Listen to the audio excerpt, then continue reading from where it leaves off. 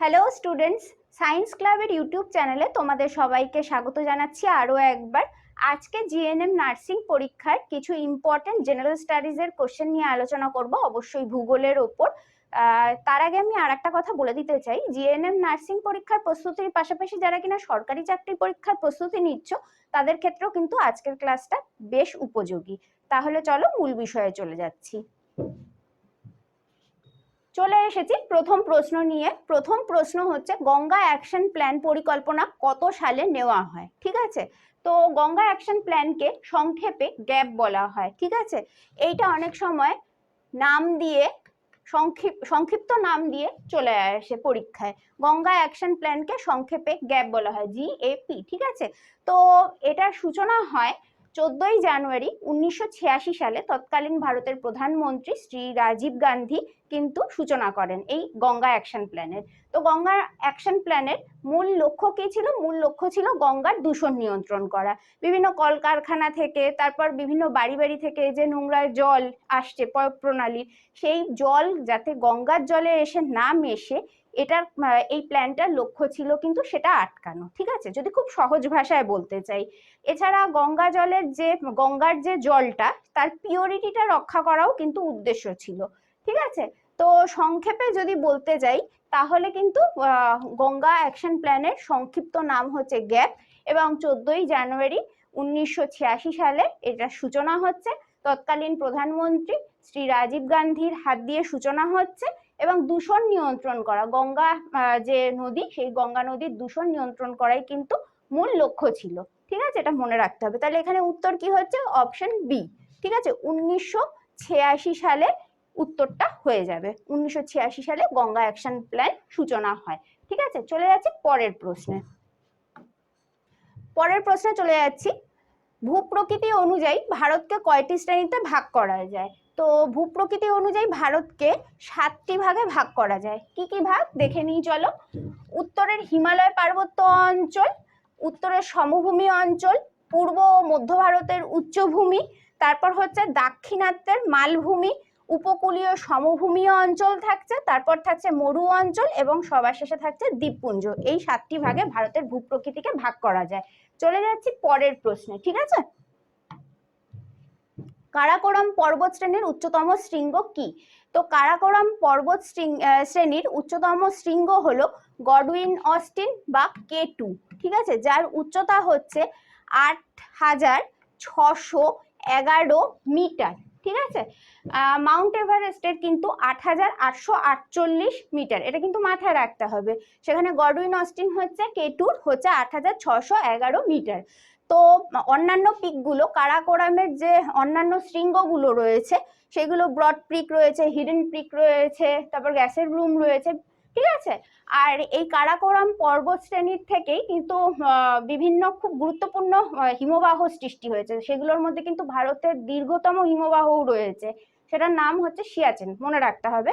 কারাকোরাম নিয়ে আরো অনেক ডিটেলসে বলা যায়, কিন্তু যেহেতু ভিডিওটা লেন্দি হয়ে যাবে, সেই জন্য আমি আর এখন কারাকোরামের ডিটেলসে গেলাম না। তোমাদের যদি মনে হয় ডিটেলস নিয়ে আলোচনা করা প্রয়োজনীয়, তো অবশ্যই আমাকে কমেন্টে জানাতে পারো, আমি পরবর্তীকালে একটা ভিডিও অবশ্যই করে দেবো। ঠিক আছে, তো চলে যাচ্ছি পরের আমরা প্রশ্নে। ভারতের একটি পশ্চিম বাহিনী নদী কি? ভারতের পশ্চিম বাহিনীর নদী কিন্তু এখানে যে অপশনগুলো দিয়েছে তার মধ্যে নর্মদাই একমাত্র ভারতের পশ্চিম বাহিনীর নদী। এই যে এখানে হচ্ছে নর্মদা। ঠিক আছে, মহানদী, গোদাবরী এবং কৃষ্ণা এগুলো কিন্তু সবকটাই হচ্ছে পূর্ব বাহিনী নদী, এটা মনে রাখতে হবে। চলে এসেছি পরের প্রশ্নে, ব্রহ্মপুত্র নদের মোট দৈর্ঘ্য কত? এর আগের দিন বলেছিলাম ব্রহ্মপুত্র নদ উৎপত্তি হয়েছে চেমায়ংদুং হিমবাহ থেকে। তো সেখান থেকে অরুণাচল প্রদেশের ওপর দিয়ে প্রবাহিত হয়েছে, ভারতে প্রবেশ করেছে ব্রহ্মপুত্র নদ। তো ব্রহ্মপুত্র নদের যে লেন্থটা সেটা হচ্ছে 2900 কিলোমিটার, মানে 2900 কিলোমিটার। ঠিক আছে, আর যদি ভারতবর্ষে শুধু ব্রহ্মপুত্র নদের লেন্থ চায় তাহলে সেটা হবে 916 কিলোমিটার, সেটা কিন্তু মাথায় রাখতে হবে। ঠিক আছে, এটা কিন্তু ইন্ডিয়ায়। ঠিক আছে, এটা কিন্তু মাথায় রাখতে হবে, মুখস্থ রাখতে হবে। তো পরের প্রশ্নে চলে যাচ্ছি। চম্বল নদী কোন নদীর উপনদী?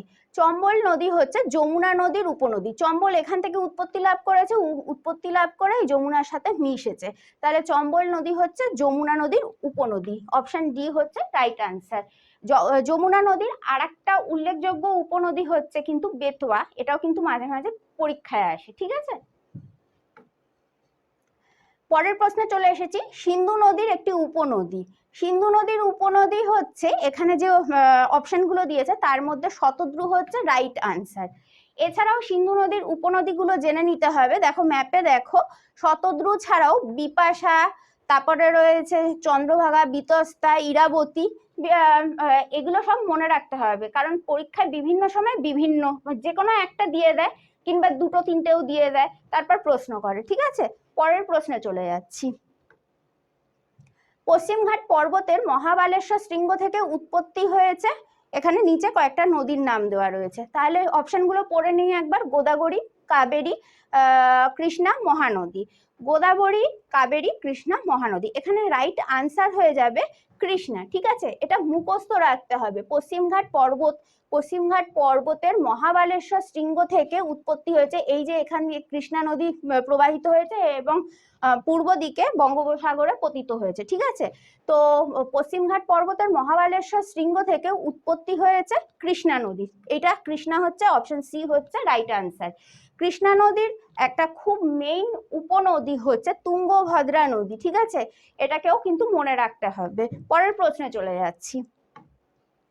গোদাবরী নদীর দৈর্ঘ্য কত? গোদাবরী নদীর দৈর্ঘ্য হচ্ছে 1465 কিলোমিটার। কিছু কিছু প্রশ্নের আনসার কিন্তু একদম মুখস্থ রাখতে হবে, ঠিক আছে। গোদাবরী নদীর যে লেন্থ সেটা হচ্ছে 1465 কিলোমিটার। পরের প্রশ্নে চলে যাচ্ছি। পৃথিবীর বৃহত্তম ম্যানগ্রোভ অরণ্য অঞ্চল কোন রাজ্যে অবস্থিত? ম্যানগ্রোভ অরণ্য অঞ্চল পৃথিবীর বৃহত্তম হলো সুন্দরবন, অবশ্যই সুন্দরবন হচ্ছে পশ্চিমবঙ্গে অবস্থিত, তাহলে উত্তরটা কি হয়ে যাবে? অপশন সি পশ্চিমবঙ্গ, ঠিক আছে। পরের প্রশ্নে চলে যাচ্ছি। চলে এসেছি পরের প্রশ্ন নিয়ে। ভারতে কয়টি পদ্ধতিতে জলসেচ হয়? তো ভারতে তিনটি পদ্ধতিতে জলসেচ হয়। একটা হচ্ছে কূপ ও নলকূপের মাধ্যমে, দ্বিতীয় হচ্ছে সেচ খালের মাধ্যমে এবং তৃতীয় হচ্ছে পুকুর ও জলাশয়ের মাধ্যমে। তাহলে অপশন এখানে কি হবে? অপশন হচ্ছে বি, ঠিক আছে, তিনটি। এটা পুরো মুখস্থ রাখতে হবে যে তিনটি পদ্ধতিতে ভারতে জলসেচ হয়। চলে যাচ্ছি পরের প্রশ্নে। ভাকরানাঙ্গাল পরিকল্পনা কোন নদীর ওপর তৈরি হয়েছিল? তো এখানে অপশন হয়ে যাবে শতদ্রু, ঠিক আছে। ভাকরানাঙ্গাল কোথায় রয়েছে? হিমাচল প্রদেশে, এটাও কিন্তু মনে রাখতে হবে, এইচপি, হিমাচল প্রদেশে, ঠিক আছে। আর ভাকরানাঙ্গাল হচ্ছে হাইয়েস্ট ড্যাম ওয়ার্ল্ডের, এটা মাথায় রাখতে হবে, এবং উচ্চতা হচ্ছে 226 মিটার, ঠিক আছে, এটাও মাথায় রাখতে হবে, মনে রাখতে হবে, হ্যাঁ। তো পরের প্রশ্নে চলে যাচ্ছি।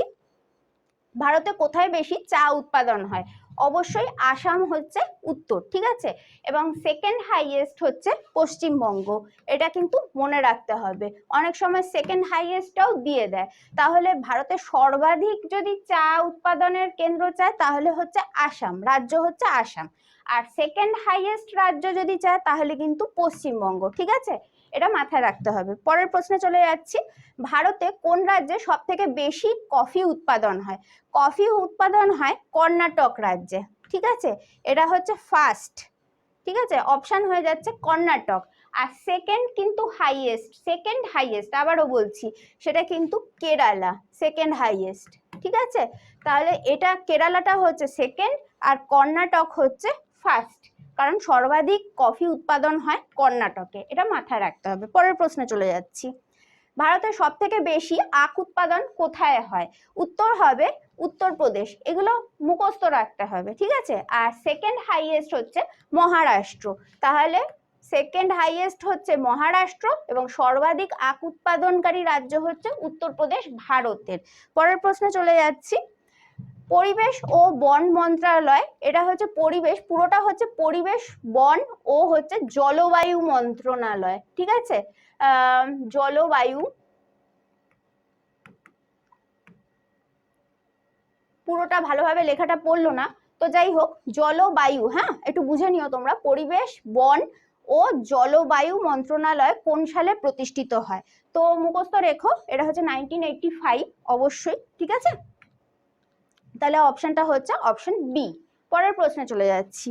চলে এসেছি পরের প্রশ্ন নিয়ে। তুলা উৎপাদনে প্রথম স্থান অধিকার করেছে কোন রাজ্য? তো তুলা উৎপাদনে প্রথম স্থান অধিকার করেছে গুজরাট। মুখস্থ রাখতে হবে, ঠিক আছে। পরের প্রশ্নে চলে যাচ্ছি। ভারতের সবুজ বিপ্লব কোন দশকে হয়? তো উত্তর হবে 60-এর দশকে, এটা মনে রাখতে হবে। হ্যাঁ, সেই সময় MS স্বামীনাথন হচ্ছে এই সবুজ বিপ্লবের জনক যাকে বলা হয়। তো উনি এই সবুজ বিপ্লব পাঞ্জাব, হরিয়ানা এবং উত্তরপ্রদেশের বিস্তীর্ণ অঞ্চল জুড়ে শুরু করেছিলেন। উনি হচ্ছেন প্রথম। এরপর তৎকালীন কংগ্রেস নেতা লাল বাহাদুর শাস্ত্রী, তৎকালীন কংগ্রেস নেত্রী ইন্দিরা গান্ধী, তো ওনাদের নেতৃত্বে এই সবুজ বিপ্লব কিন্তু আরো বেশি ফ্লারিশ করে। সেই সময় পাঞ্জাবকে রুটির ঝুড়ি তকমা দেওয়া হয়েছিল সেই সময় থেকেই, ঠিক আছে। তো পরবর্তী প্রশ্নে চলে যাচ্ছি। চলে এসেছি পরের প্রশ্ন নিয়ে। ভারতে কোথায় জাফরান চাষ হয়? তো ভারতে জাফরান যেখানে চাষ হয় সেটা হচ্ছে জম্মু ও কাশ্মীর। অপশন এ হচ্ছে উত্তর।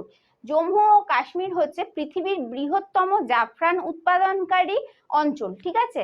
প্রথম হচ্ছে ইরান, ঠিক আছে। তাহলে পৃথিবীর কিন্তু, হ্যাঁ, পৃথিবীর জাফরান উৎপাদনকারী প্রথম যে অঞ্চলটা সেটা হচ্ছে দেশ, সেটা হচ্ছে ইরান। আর সেকেন্ড যে উৎপাদনকারী অঞ্চল জাফরান সেটা হচ্ছে জম্মু কাশ্মীর। নেক্সট প্রশ্নে চলে যাচ্ছি। ভারতে কোথায় বেশি তৈলবীজ চাষ হয়? তো তৈলবীজ যেখানে চাষ হয় ভারতে সব থেকে বেশি, এই 4টে অপশানেই চাষ হয়, ঠিক আছে। সব থেকে বেশি চাষ হয় রাজস্থান, এটা ফার্স্ট পজিশনে আছে, ঠিক আছে। তারপরে হচ্ছে মহারাষ্ট্র, মধ্যপ্রদেশ এবং গুজরাট, ঠিক আছে। তাহলে মনে রাখতে হবে রাজস্থানেই হচ্ছে সব থেকে বেশি তৈলবীজ উৎপাদন হয়। তারপর হলো মহারাষ্ট্র, মধ্যপ্রদেশ এবং গুজরাট। তাহলে আজকের মতন 20টা প্রশ্ন এখানেই শেষ করছি। দেখা হবে অন্য কোনো ভিডিওতে। তোমাদের যদি অন্য কোনো বিষয়ের ওপর তোমরা জানতে চাও তাহলে নিচে কমেন্ট করে অবশ্যই জানিও, এবং আমার পড়ানো কেমন লাগছে সেটাও তোমরা নিচে আমাকে জানাতে পারো কমেন্টের মাধ্যমে, ঠিক আছে। তাহলে আজকে আসি, দেখা হবে অন্য কোনো ভিডিওয়ে।